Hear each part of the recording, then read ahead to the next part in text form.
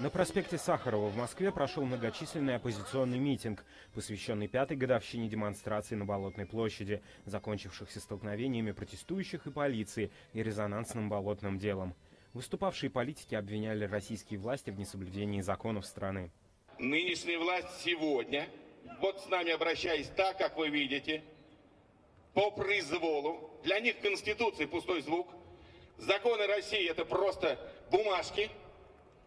Вот поступая с нами так, они провоцируют и загоняют нас в более жесткое сопротивление. Они показывают, что закон в России ничего не стоит. Данное количество участников разнятся. В МВД говорят о 1000 человек. Белый счетчик, волонтеры, которые вручную вели учет пришедших на проспект, сообщают о почти 3000. Организаторы называют впечатляющую цифру 10 000.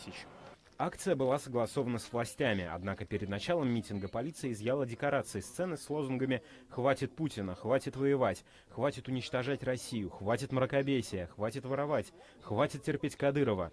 По данным правозащитников, сотрудники правоохранительных органов задержали несколько человек. Они стояли с плакатами в поддержку фигуранта болотного дела Ивана Непомнящих, который по-прежнему находится в колонии. В мае 2012 года, накануне инаугурации Владимира Путина, в Москве прошел марш миллионов. Акция завершилась ожесточенными столкновениями демонстрантов с полицией. Несколько десятков человек пострадали. Следственный комитет возбудил около 30 уголовных дел. В числе фигурантов оказались как активисты, так и люди, впервые пришедшие на митинг. Многие из них получили реальные сроки. Правозащитники не раз подчеркивали многочисленные процессуальные нарушения во время судов.